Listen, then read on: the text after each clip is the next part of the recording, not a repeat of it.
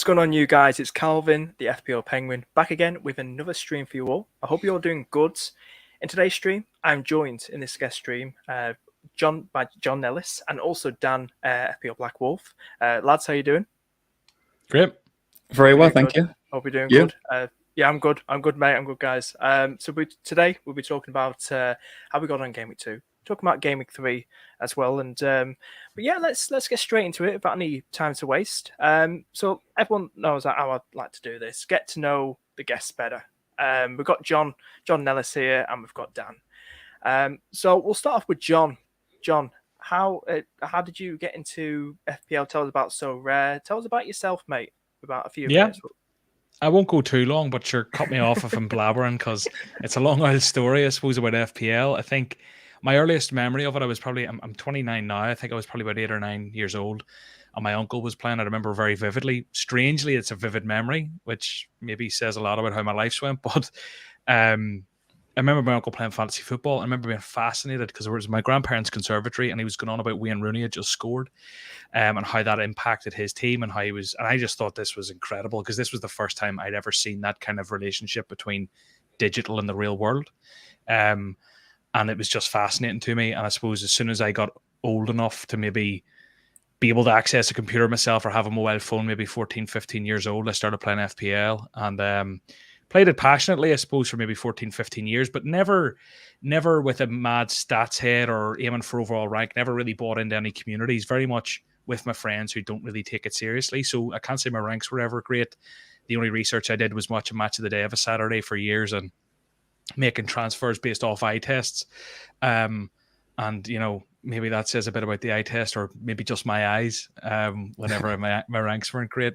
And then admittedly, last season was the first season in a long time. I lost interest with FPL mid last season. And I think it had 3 or 4 game weeks in a row where COVID had stung me. And I felt it was going much more around luck around COVID and who had it and what fixtures happened and less around maybe the optimization and trying to play the game. And I just said, you know what, I'm done with this. I'll come back next season. And then Fantasy Football Hub, I got talking to them, took over the YouTube, and I'm bought in more than ever because now my pride's at stake when I'm streaming about it. So that's the FPL side. I'm proper. This is the most into a season I've been. The only other thing to mention maybe is my involvement in the likes of So Rare. So like I make a lot of So Rare content, have done for a year and a half now maybe. I do, so that maybe compared to the average FPL user, I have a wider knowledge of European football because I'd watch random games of it Sunday or Friday or whenever, Lask and Austria, Vienna and Austria, or maybe some dodgy Dutch game or Belgian game. And it's, I suppose, relatively high stakes FPL. I suppose the way you could look at it more like DFS, but that's my story. I think I managed it in just over 2 minutes. That's everything you need to know.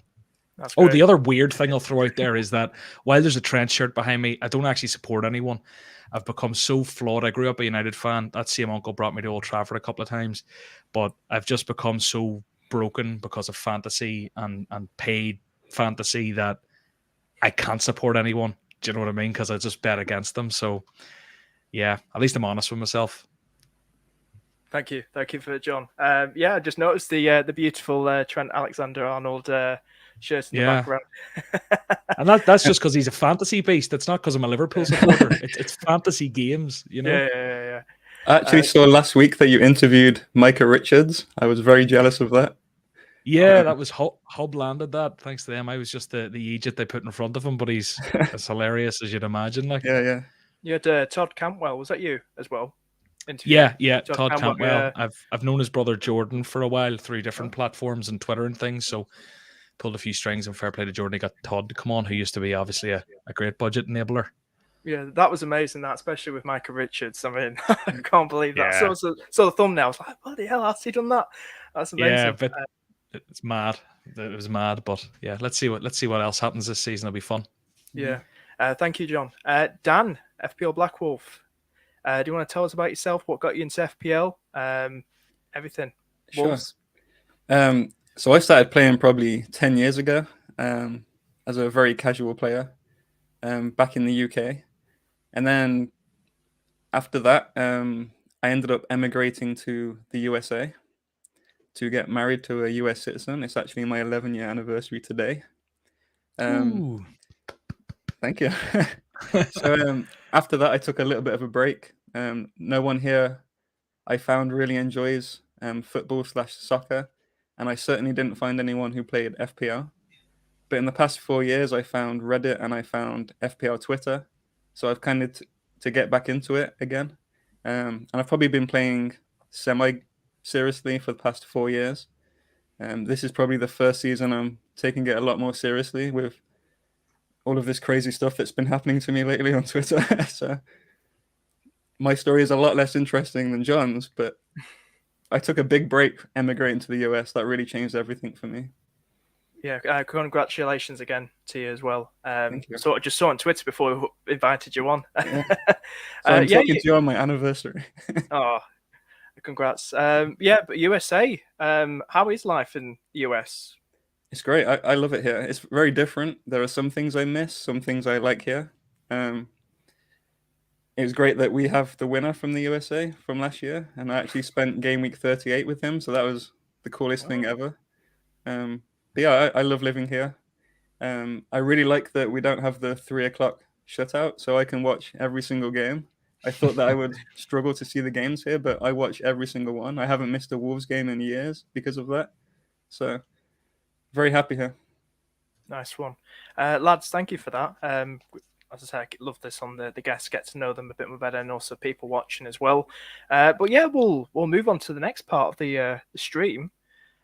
Teams, this is John's team. You want to kick things off, John? How you gone on last week? What were your thoughts? Were you happy with your score? Yeah. What you?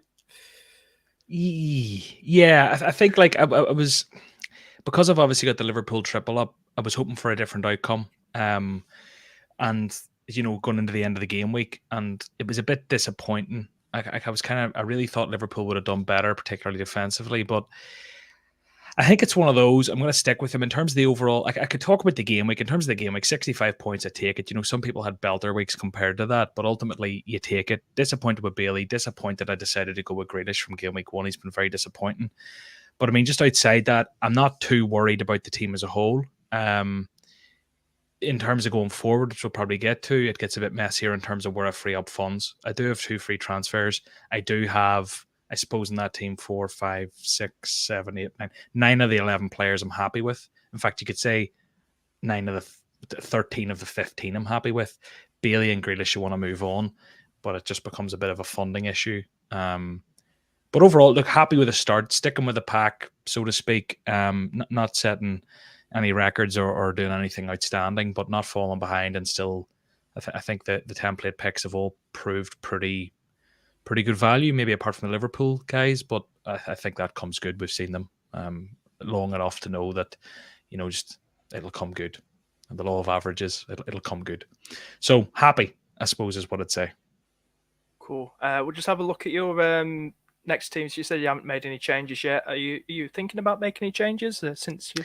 100%. Yeah, big time looking at changes. As I say, Bailey and Grealish are the big ones for me. I suppose the real decision I have to make is, I don't know what the latest on Andreas is, but Andreas or Nico, could I play one of them for the week and maybe just make one change, maybe downgrade Grealish? The part of me also thinks, like, keep him for the Newcastle fixture. He got 45 minutes last week, I think. But I've been lured into this trap so many times over since he's been at Man City. And it's going to be another disappointing performance, isn't it? Like, he might get a goal. He might. But, I mean, ultimately, I think it's a trap. So I think shipping Grealish out and getting the likes of a Pascal Gross could happen. I could have pulled that trigger a bit earlier in the week, admittedly, but I kind of just wanted to wait and see. And I'm very much a wait till close to the deadline guy. I think over the course of a season, the 0.1s you'll miss out on, I think waiting closer to the deadline, I think the upside's higher over the course of a season if you do it consistently. I've been burnt too many times in the past with an early transfer and then training news or whatever it is. So ultimately, where my head's at the minute is Grealish is probably leaving in the next 24 hours to 48 hours, and I'll probably bring in Pascal Gross. I'm liking Rodrigo at Leeds too. There is an outside chance, if I don't like the looks of Andreas or Nico Williams, I might do the 2 of them, Grealish and Bailey out, Gross and Rodrigo in. But I don't know, I really want Cucurella as well. It just becomes a -4 then. So this is why I'm delaying, because it's just there's rabbit holes I can go down, do you know? Yeah. Dan, do you want any questions for Yeah, John's team? those City mids are difficult, aren't they? The Grealish and the Mahrez, because you're always thinking, oh, maybe next week they will haul, maybe next week they will haul, and you're just kind of stuck with them forever. So I think I agree with just taking Grealish out, even though he could potentially score against Newcastle, because you're just going to be constantly worried about him. Mm. It's the reason I don't ever go for those players, even though Mahrez and Grealish on a different team, they'd be set and forget probably, wouldn't they? Mm. Yeah, you kind of difficult price points, Grealish and Bailey to replace. You don't really have much option unless you downgrade the likes of Robertson, really. Yeah, and I feel like doing that now would be premature. The 62 minutes, a lot of people might panic, but I think that was just a result of the red card, whatever way Klopp was looking at it. I don't want to get rid of him before he gives me points. I can't keep him for 2. Do you know what? That's flawed logic, but I just think they're good. I think they're good. I think Manchester United's a good fixture. I think the rest of their fixtures are good. I don't want to touch Liverpool. So it does become that kind of game of I could get rid of Grealish, but then how do I make Nico Williams the like of a Cucurella, however you're meant to say it? And then Bailey's an awkward one because who do you really go to? So I have to make the 2 transfers if I'm getting rid of Bailey, and it just I don't want to get Lavia or someone like that. So yeah, I think it's indecision because of all the like nuances and little things that's maybe the reason I haven't pulled the trigger yet this week. But yeah, I'm gonna stew on it another 24 hours and consume some more content and see what happens. It might make sense to take Bailey down to a 4.5 that you have on the bench and then upgrade Grealish to an 8 million mid. That's probably your best option here if you want to keep Robertson. Yeah, but do you really want to keep? Do you really want to keep your double Liverpool defense, John? I mean, at the moment, Matip and Konate are out for a good another couple of weeks, and we're going to have like Nat Phillips, maybe in the Liverpool fan, Nat Phillips at the back, and I'm not that confident going double Liverpool defense. I was one of them, but I don't know. I know what you mean. I just think like United don't look great at all. I think Bournemouth at home next week, you'd like to think that's a couple of clean sheets, or at least a clean sheet out of 2 in the bag. The outside chance of attack and returns, Robertson did look quite advanced. It has looked so far this season. It's Robertson. I mean, I just don't think it... While you could argue it's a priority to get cash in the bank, I think there are other fires that need fought first. I think it's a bit of a luxury transfer, and I don't want to take a -4 for it, if that makes sense. I don't want to pop a wild card this early. So realistically, I could get rid of Robertson, but I'm still going to be left with a Grealish or a Bailey lane unless we're talking wholesale big. Do you know what I mean? I feel like I have to prioritize the other stuff, but I hear what you mean. It could free up some cash. I do think Gross and like Rodrigo are 2 solid options, though, to come in for Grealish and Bailey. And I mean, I think you can afford to be that aggressive and see what happens with them. If they don't play out, they don't play out. It's only probably 2 or 3, 4 game weeks before wildcards are talked about. So, yeah. All in all, I don't think the team's in a bad place. I think it's just 1 or 2 moves. Yeah, it is a tough one because you're kind of just like stuck on what you want to go for. I was initially going to just say like maybe consider going Robbo to Walker and then Grealish up to somebody, then maybe James Maddison because he's got Southampton next. He has got Chelsea after that.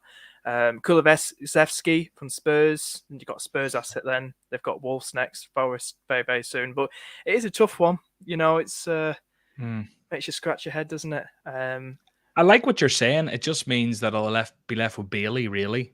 Now, I could bench him and play Andreas or Nico Williams, but it's still just one of those where I'm kind of like, Yeah, I don't love it. There's just something about it I don't love. Is there anything else you want to ask, Dan, before we move on to your team? I guess Captaincy. Jesus' captaincy, I want to ask about. Captaincy. Yeah. So everyone's talking Salah against United. I'm guessing that's where your head's at if you're asking about Jesus. I just think, like, I don't know, like, whatever about the first game week of the season, obviously the 2-pointer against Palace, he was on fire in pre-season, and the 2-pointer against Palace kind of made people go, but he's just went and got 4 sort of returns in one game, 19-pointer in the last game. And it was Leicester. Like, Leicester aren't like absolute whipping boys. And they've got Bournemouth now. I just think like form, fixture, they're both there. Form and fixture are both there. Is form there for Salah? Is fixture there for Salah? You could argue that they both are, but are they as clearly as Jesus? I just think, personally, I think people are either overthinking it or maybe I'm overthinking it. I don't know. I just like Jesus, and I think it's a way to kind of get away from the Salah captain. I don't know. I just like it. I don't think there's that much in it. At worst, it's a 60-40, and I just like Jesus, so that's where I think I'm going. But I have talked to like a couple of experts this week on my channel, and they're all saying Salah, don't be crazy, Salah. So I don't know. I do think that the ownership of Salah is not going to be as high as it usually is in terms of captaincy. So if you do want to go against him, it's probably the week to do it. Just to throw that out there.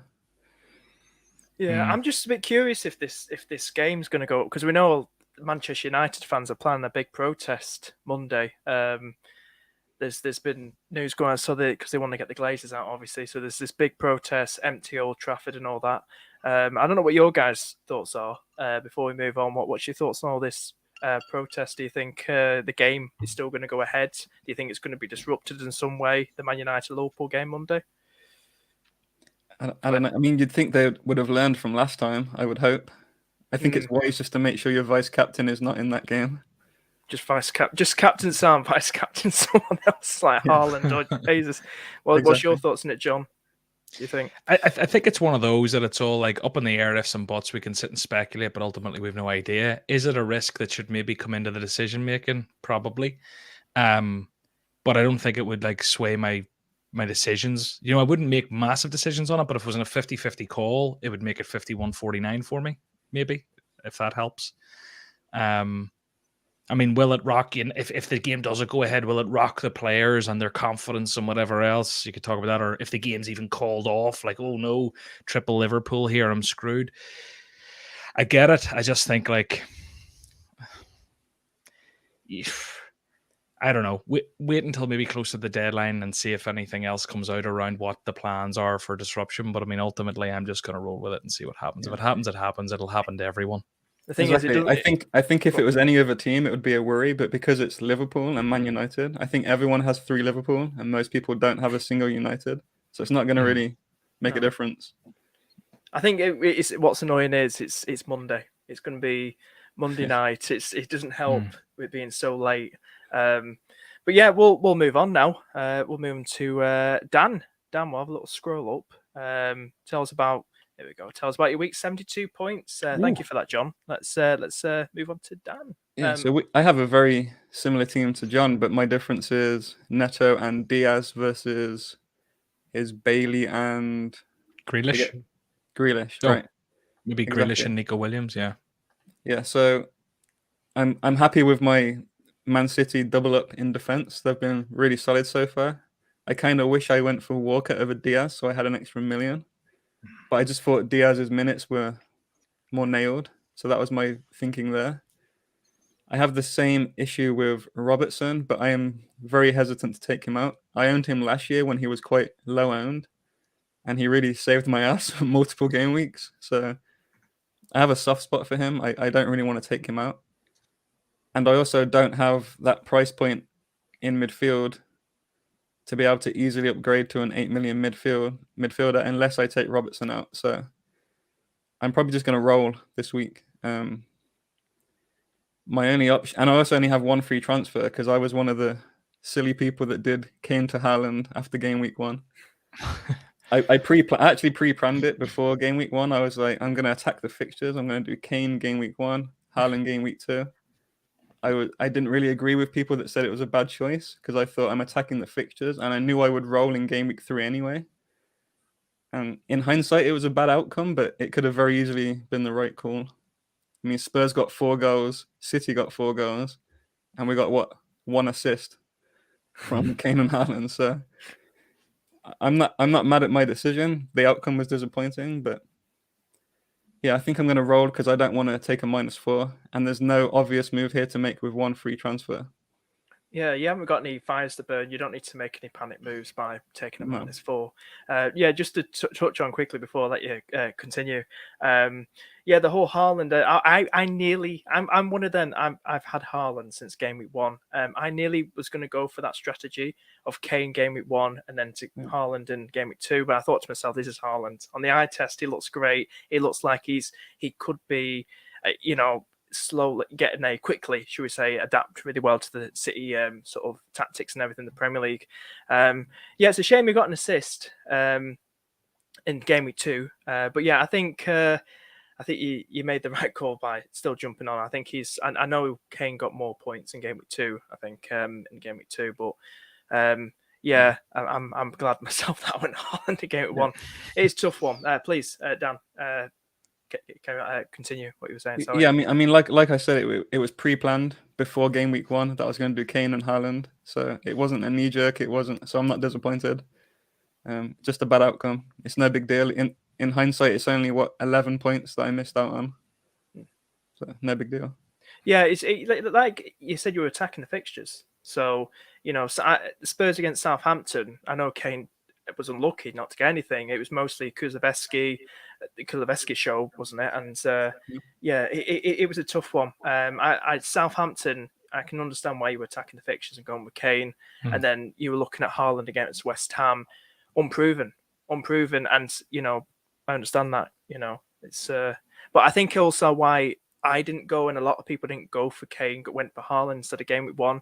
They didn't want to waste that transfer going to game week 2. Look elsewhere. But yeah, I thought about that too. But then I thought, because I'm going with this 5 at the back, and I don't see myself needing to take any of those guys out anytime soon, I thought I'm just going to roll in game week 3 instead.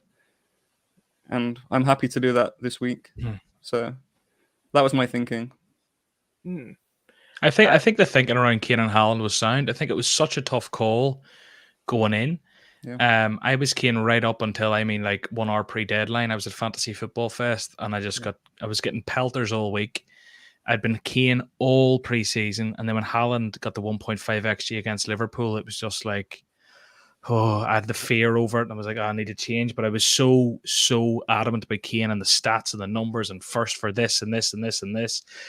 I think Kane was a very fair choice. I almost FOMO'd into Haaland, and I don't even know. It turned out to be the right decision, but even at the time, I felt like it was the wrong one. But I think that's just FPL. Sometimes it goes with you, sometimes it goes against you. I don't think you've done anything wrong so far. And looking at that team, the only player that I don't love is probably Neto. But where do you go? Because I doubt you've any cash in the bank. Exactly. So this is my team for this week. I have 0 cash in the bank, 1 free transfer. So there's really no obvious move here. I'm debating who to start out of Neto, Andreas, and De Silva. I'm kind of just being a little biased with my Wolves glasses on and playing Neto, because he could have easily scored in both of those first 2 games. I know everyone's talking about stats and talking about Wolves being a poor attacking side, but having watched the games, we are much improved attacking wise. And if he had just finished his 2 chances, the whole narrative would be different. Yeah. He's getting the chances. Wolves are a lot more attacking now. And I know it's Tottenham, but, 1 chance, 1 goal, and he's going to get 9 points. And I see no other alternative. I don't really want to waste a transfer to move to someone like Gross or anyone like that. I'd prefer to roll, and then if Neto still looks bad, or if he gets taken off early or anything like that, then I have 2 free transfers next week to deal with it. Yeah, you're backing your boy, Neto. You're backing him. Yeah, I mean, I'm planning on keeping him until game week 6, and then Wolves have a horrible turn of fixtures until game week 11, and then I'm probably going to jump back on them. So what's I'm your happy thoughts to keep him. What's your thoughts on De Silva? Do you think he'll score again and put points all on all our benches again? Do you think? Or yeah, I don't know. He's been on my bench for both games. I had him from the start. Same. I'm happy just to get his price rises for when I eventually sell him, I guess. Yeah. I just don't trust his minutes. It's a very strong defense. That I do like the defense. John, do you want to add anything else or any questions for Dan? There's nothing you haven't said that I'd be thinking, because obviously Diaz, as you said, could go down. You could go down from Diaz and that fines $1 million, but you don't really want to take the -4 based off the Kane and Haaland switch. So do you do that this week to have the money in the bank for next week? I don't know. Is it worth the -4? Probably not. Neto does have Spurs away. De Silva against Fulham, he's got 2 goals. He got 31 minutes or something in like 61 minutes. Is he likely to get 90 this week and be against Fulham? Or is that just a trap? You like your boy Neto, you're wearing the Wolves shirt, you probably want to play him. So, I mean, outside that, you're not going to go down from Neto to anyone. There's no one there. You'd maybe go up to like a Gross or something, but you need to find 0.1, 0.2 then. So, unless you're taking the -4, I don't think there's a move here. No, there's really no obvious move to me. And yet, De Silva, I mean, look at his goal against United. That was a terrible shot and a terrible save from De Gea. His XG is actually not that great. I mean, these are famous last words. I bet he hauls on Saturday or whatever, but I don't know. Yeah. I have no problem playing Neto here, even if he gets me 2 points. I'm hoping that the rest of my team make up for that. Yeah, it's a really nice team, and you know, like I said, you don't need any. There's no fires to burn out or anything like that, and you're just going to give Neto, your boy, a chance against Spurs. You know, Wolves might shock him. Did they beat Spurs last season at Spurs 2-0?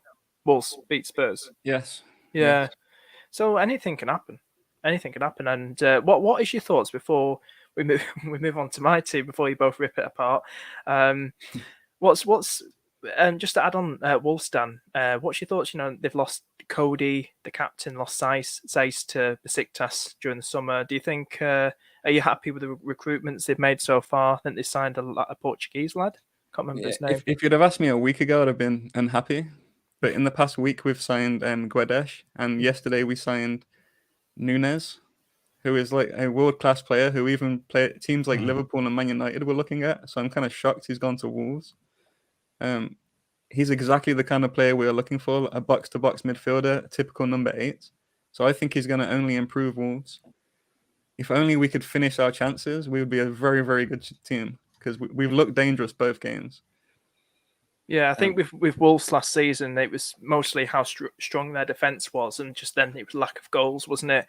But yeah, we've moved to 4 at the back now, so it makes a big difference. We're so much more attacking, a little weaker in defence.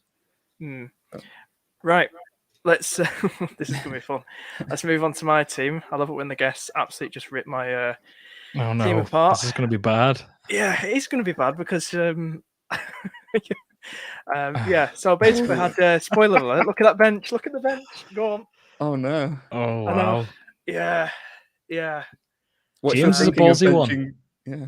It was a ballsy one. It was. And I started the fraud himself, Luca Dean, -1. It goes downhill from here. I tell you, it goes further. Yeah, it's like I said, it's early days. Spoiler alert. Well, I've told you guys already. I'm activating my wild cards. We're going to get to that. And but yeah, I don't know too much about this. Yeah, I think there's a lot of mistakes I've made. Like talking about when I was talking to my mate the other day, going to game week 1, making my draft. I think I should have not trusted Villa defense. I think the fixtures, you know, when you look at the fixtures and you think, oh, you get a bit tempted. They had Everton, they had Bournemouth. I should have trusted Newcastle more because I was hyping up Trippier. Newcastle, when Eddie Howe came in during its last couple of months before the season ended, they were doing well defensively. And I don't know why I didn't lean towards some like Trips instead of Digne. I don't know. I think I had bloody Matty Cash in at one point, and I had bloody Matty Cash and Luca Dean in at one point in my draft. So, yeah, so that was a big mistake I made. Bailey was that punt. A lot of people going on that bandwagon. The Saka one, I wish I went down to Martinelli. You know, save me 2 million. Martinelli doing better at the moment than Saka on points wise, I believe. And he just looked more better, as he said, playing more advanced. He's playing like next to Jesus Martinelli. So that's another mistake I made as well. Meslier was probably another mistake as well as goalkeeper. But yeah, that's pretty much it. Yeah, well, obviously James mentioned the guy. Yeah, there's nothing else, just those big mistakes. But I think you just look back on it and think, oh well, you know, it is what it is. We move on. So we move on. Like, realistically, I'm not saying you're being hard. Well, you are being hard on yourself. There were a few poor decisions, but I mean, like, realistically, they're poor with hindsight. You only realistically had a couple of differentials. You went Lucas Dean and you had Saka, when really you probably should have had Martinelli and Trippier or another, or you maybe could have distributed things about a bit differently. Bailey, everyone went. Andreas, everyone's went. You have the big defense. You went Dean instead of like a Nico Williams or the Trippier. Outside that, you have Jesus, you have Haaland. The bench in James is a bit rogue, but don't get me wrong, he was up against Spurs. Like, I get it. Do you know, like, I get why you could look at that and go, he's going to get 2 points. Like, I understand that. So, you haven't done anything mad, but ultimately it's those fine margins and it is those differentials that have maybe set you behind the pack there. But they could equally have propelled you in front on a different week if things had gone differently. So, like, I don't know. While it looks bad when you break it down like that, I think there were a lot of very easy little decisions to make that really weren't that rogue at the time. Apart from benching James, that was a bit rogue, but I understand why you did it. I love how you keep saying it, benching James. I agree with what John just said completely. I think you're very harsh on yourself to say you made mistakes. I wouldn't call them mistakes. It's a learning curve. We learn from them. We learn from the mistakes. You're an idiot. You're the worst. You'll never make it. But James as well, seeing him play right centre back, start right centre back against Spurs, that kind of gave me some confidence. And then what does he do? They suddenly change bloody tactics, goes upfield and scores. But yeah, it was a mistake. But I just thought to myself, I studied it. Like I said, it's a learning curve. It's only game week 3 now. Early days. It's a marathon, not a sprint, whatever they say. And just enjoy the game. You're going to make a hell of a lot more bad decisions than this. So you can't predict what's going to happen. There's a lot of luck that happens. There's a lot of skill. But yeah, now we move on now. I'm just going to get straight into it. But hopefully, game week 3 is a lot more kinder to me. And hopefully, I'm a lot more sensible with my moves. So yeah, this is what I'm going for at the minute. It's not locked in. So that's the bench. We'll show you the bench quickly. Ward, Williams, Andreas, Stansfield. At the moment, it's got 0.4 in the bank, I believe. It's not locked in. I'm still kind of playing around with it. If I want to go for a Liverpool defender, shocker. You know what I mean? You're a Liverpool fan. Go you turn against your Liverpool boys. But I'm still 50-50 whether if we're going to keep clean sheets, because can't keep a clean sheet against Fulham. Can't keep a clean sheet against Crystal Palace. And we've got, like I said, Matip and Konate. Matip's out to the end of the month. Konate probably a bit longer. But at the moment, before I get you guys' thoughts on this, before you rip it apart, I've gone for Raya. I think he could be Mr. Safe hands, hopefully. He's got Fulham, Everton, Crystal Palace, Leeds, Southampton. Just let them be there, set and forget, and see what the hell happens. Gone Trent at the back, gone for James, not making that mistake twice. There was the idea of me playing around either going James or Cucurella. Tuchel is starting to maybe, by the sounds of it, prefer Cucurella over Chilwell at the moment. Who knows? As a starter. But I feel almost safer with James, especially what will happen against Spurs.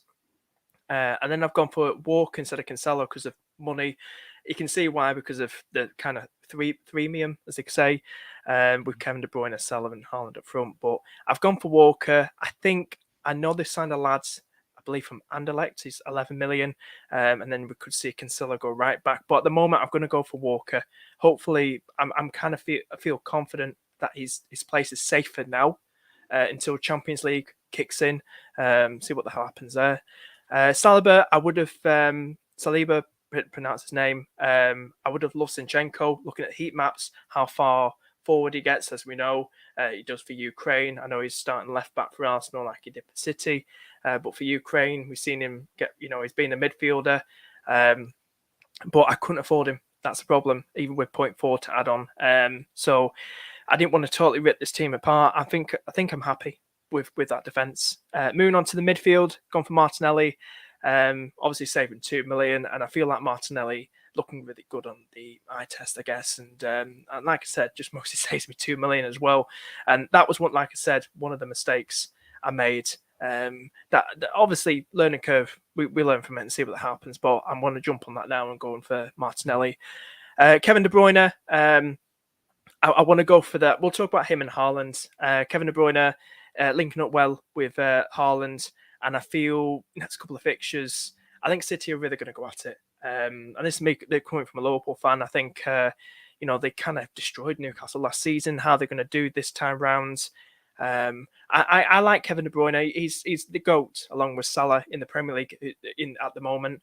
He's just a wonderful player to watch, Kevin De Bruyne, and I think him and Haaland linking up. I think I want to go for that sort of those explosive players and see what happens, because we know, was it against Wolves? And I apologise, Dan, for bringing that up last season with Kevin De Bruyne. But when on his day, Kevin De Bruyne, hell. I didn't even own him for that match against Wolves, and I was just looking at like, what the hell? And I was just like, well, the season's nearly finished anyway. So I've gone for Kevin De Bruyne. I'm going to get it in now. Explosive player on his day. It's like Son for Spurs, explosive player, but I want to go for Kevin De Bruyne instead.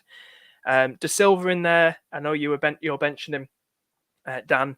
I know a lot of people like yourself are kind of saying, how long is this going to go on for? Wasn't a great goal against Manchester United. Some people going for Tony instead. It's just a punty one, isn't it? Going for that cheap player in midfield, especially with the money not much money I've got the money I spent in that team, you can see. And then I've got Mo Salah in there. I'm not going without him. If the game, goes ahead, doesn't go ahead, see what happens. I think it will go ahead, obviously. And it's Mo Salah at the end of the day. You know what he did against Manchester United last season, Old Trafford, made it his second home. But yeah, captains wise, I'm gone for Jesus. I think he's exciting. I think, in friendlies, I think it was John was talking about it in friendlies. He's just so exciting. He really is. He's settled in well, just like how Luis Diaz quickly adapted well at Liverpool, and Bruno for Newcastle, and really settled in quickly. And I think Jesus, it was either between Jesus, Haaland, or Salah. I mean, Kevin De Bruyne was a shout as well, and it's earlier kickoff with Arsenal. I think same time as City. I'm not too sure, but with Jesus, I just think he's an exciting player, and I think with being a smaller pitch as well at Bournemouth, we could see. I think it would be very, very exciting. I think Arsenal could run riot, and I think I want to take that punt. If he can do what he did against Leicester, replicate that, and bring it to the Bournemouth game, you could be laughing. And Haaland's in there because I just prefer him. I could have gone for Harry Kane. I think Harry Kane's gone down in price. I'm not too sure. But I think I've got to go for the big man. Good big man, Haaland. I think he links well with KDB. We'll have to see what happens. But yeah, that's the bench. Nothing interesting. It's with 0.4, I can't really upgrade that much. I can't really get a 0.5 keeper in from Ward. But yeah, that's my wildcard team at the moment. I'm pretty much happy with this. Who wants to start off and rip it apart? Who wants to jump in? What do you think? It's up to you, Dan. I mean, I don't dislike this at all. I think I like your goalkeeper pick, Raya. I almost went with him to start the season, and he has a great run of fixtures. You've got Alexander-Arnold, James, and you've got City defense covered. My only concern with your defense is you don't have Cancelo, who's going to hurt you if he pulls. But you at least have clean sheet coverage with Walker. I'm not an Arsenal fan. Is Saliba guaranteed to start every game? I think he is, right? A lot of Arsenal fans hyping him up, saying it's really proved that defence, despite him getting an own goal against Leicester. It is an interesting one, that. But I don't know what we'll go back and forth here, John. What do you think about Saliba? Do you think he's relatively nailed on now? In terms of Arsenal's situation, I'm not an Arsenal supporter, but in terms of Saliba and his quality at Marseille last season, I watched a lot of him, and he's just like top quality. He's going to the top. He'd be a future France centre back in my mind. He is honestly unreal. I don't think he goes there to sit on the bench. I don't think he's been bad enough to be benched after starting, so I just don't see him not starting. Do you know what I mean? I don't think there's anything there to be like, oh, he needs to be benched, own goal, whatever, they happen. And he's top quality, so I think he plays. He's left-footed, isn't he? I could be wrong. Pretty sure he plays left centre back. Not too sure. I say I watched a lot of him. A lot relative to the FPL world is probably like 4 games. Okay, I didn't watch 30, but I'm pretty sure he's a left-footed centre back. Should know that, but I think I like him. I think it's a good pick. I do. I like him. Dan. What? Please continue with what you think of my Yeah, team. so I like your defense. Like I said, it's only Cancelo that's really gonna hurt you there. I feel if he holds, but like I said, you have the clean sheet coverage with Walker, so I see no issues with this. And you have, I think you said you have Nico Williams on the Yeah, bench, who you can always bring in for his easier fixtures, like when he starts playing Bournemouth and Leeds, and you could even play him for Everton. So, and then you have Martinelli, Salah. You've managed to fit De Bruyne in there with Haaland and Jesus. I love all 5 of those picks. No issues with that whatsoever. The good thing about having De Bruyne too is you can probably easily jump onto the likes of Son if Son all of a sudden starts hauling. Or De Bruyne is very easily downgradable if you want to upgrade elsewhere. So you have some flexibility there. So I like this team a lot. Really, for me, the only issue is, like I said, Cancelo and the fact that you have to start De Silva or Williams or Andreas every week. yeah. Just the problem is, like, I feel I can only have one, either Trent or Cancelo, in that team. It's Kevin De Bruyne that's making things awkward. But I really want to go from, like I said, explosive player. He's going to get like well over 200 points again. He's just, like I said, an absolute goat in the Premier League, and I think City just going to be gunning for that title once again. They've got the depth, and they just look very good at the moment. But yeah, John. Before we'll go Dan first, but back to Dan about the captaincy. What do you think about the captaincy, Dan, with Jesus? Do you? I like the Jesus pick. For me, it's very close between Jesus and Salah. I'm most likely going Salah. I like going for the Monday night game because I just like looking forward to the Monday night game with my captain. Especially if you watch Arsenal and Jesus blanks, and then you have to go and watch the Liverpool game. That's the thing, and have I just changed John's mind? For me, do you know I have? There's a lot of my psychology girlfriend's in my away. decisions for sure. My girlfriend's away for a few weeks. I have Monday night here, feed up on my own, and I'm sitting thinking like that could be such a beautiful thing, or it could be such a horrible thing. Yeah. Just to jump in, like I captain in game week 2, Haaland, and I've been a Liverpool fan. Had to watch the Liverpool Crystal Palace game as a non-Salah captain. Now I was like, oh god, I hope he blanks, and he did blank. But I was like, it's so I know what you mean. And me being a Liverpool fan as well. I'm like, come on, win this game, but don't Salah, don't score. Yeah. So. I probably might, as we get nearer to deadline, I might just back my boy Salah. And then, see what happens, because I want to see another go absolutely spank United and send all the United fans home upset again. Yeah. But yeah, I might back, because early kickoff, as we all know, like you were saying, if they blank, and the captain like Salah on Monday night, you're like, oh god, this is going to be a long week. It's going to be a long week. Having said that, though, I really don't think Jesus is a bad option. I think if you're going to go against Salah, this is probably the week to do it, because we're going to see a lot of split captaincy decisions. So, yeah, John, what do you think of my team? Rip it apart. So, okay. I think first off, I need to clarify. Saliba's a right-footed centre back. I feel like a chump. I felt I had to look at it straight away. That's been on my mind. So I need to clear that up. Yeah. In terms of what I would do here, like this isn't the wild card I would do. So I'll tell you what I would do differently, and you either agree or disagree. I respect the 3 choice. I don't like it personally. I get it. Don't get me wrong. I get it, and I don't think it's like bad. I love the fact that it's there. I appreciate why it's good. But for me, I think I would probably do one of two things. I would either get rid of De Bruyne, which I love the man, and he's great fixtures, so I don't like getting rid of him. But you could get rid of him and pick up one of the 8 million guys, and you could upgrade your Walker to your Cancelo. You could upgrade your Saliba to your Zinchenko, which you mentioned you wanted. You could also have probably a better player than De Silva starting. So you have to weigh up: are those 3 or 4 changes better than having De Bruyne?